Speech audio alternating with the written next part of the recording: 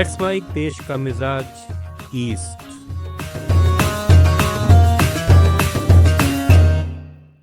नमस्कार। Let's mic देश का मिजाज और खबरें ईस्ट से।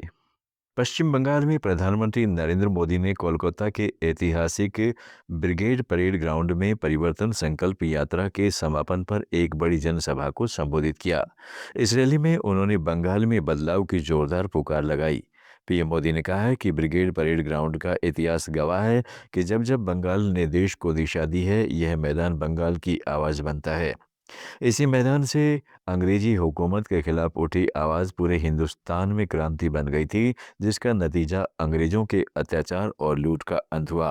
आज यहीं से नए बंगाल की क्रांति का बिगुल बज चुका है।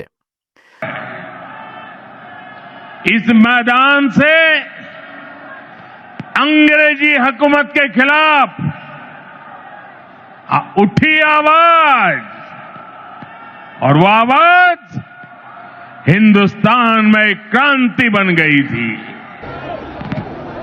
और उसका नतीजा क्या हुआ? अंग्रेजों के अत्याचार और लूट का खात्मा हुआ। आज एक बार फिर ब्रिगेड ग्राउंड से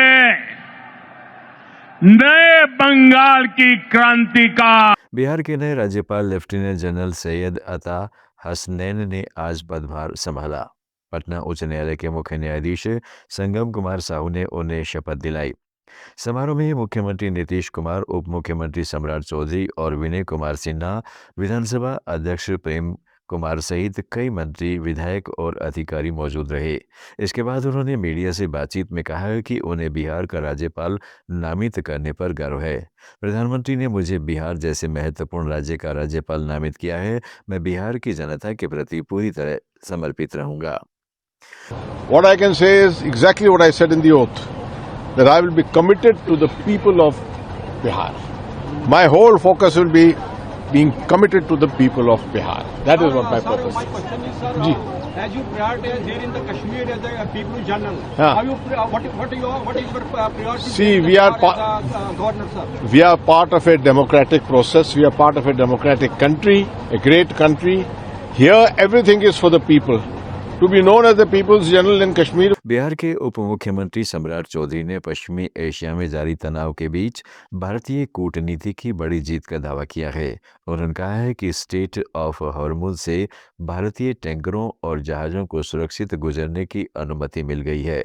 उन्होंने इसे ऐतिहासिक सफलता बताते हुए विदेश मंत्री डॉक्टर एस जयशंकर और ईरान के विदेश मंत्री सैयद अब्बास अरागची के बीच हुई सफल कूटनीतिक वार्ता का श्रेय दिया।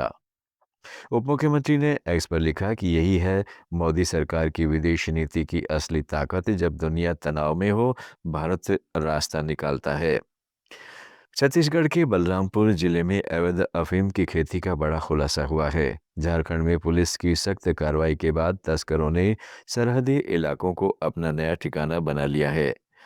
कुसमी और कोरंदा थाना क्षेत्रों में मसाले की खेती बताकर बड़े पैमाने पर अफीम उगाई गई थी। पुलिस और प्रशासन की संयुक्त टीम ने कुसमी के त्रिपुरी गांव के घोसरा डांड में करीब 3.5 एकड़ में लगी अफीम की फसल उखाड़कर जब्त की, जिसमें 43 क्विंटल से अधिक पौधे बरामद हुए। इनकी अनुमानित लागत 4 करोड़ 75 लाख रुपए बताई गई है।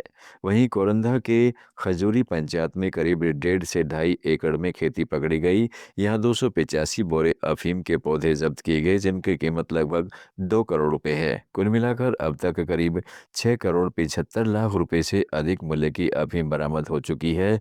मामले में कई आरोपियों को गिरफ्तार किया गया है, जिनमें 7 लोग कुसमी मामले में जेल भेजे गए। पुलिस का मानना है कि पूरे नेटवर्क के तार झारखंड के सरगनाओं से जुड़े हैं।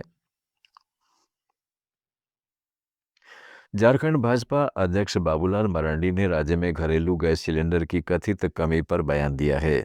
उन्होंने मुख्यमंत्री से सवाल किया है कि राज्य में रोजाना कितनी गैस और तेल की खपत होती है और कितनी सप्लाई आ रही है। मरांडी ने रांची में मीडिया से बातचीत में कहा है कि मुख्यमंत्री का काम कालाबाजारी रोकना है, लेकिन उनके ही लोग कई जगहों पर कालाबाजारी में लगे हैं।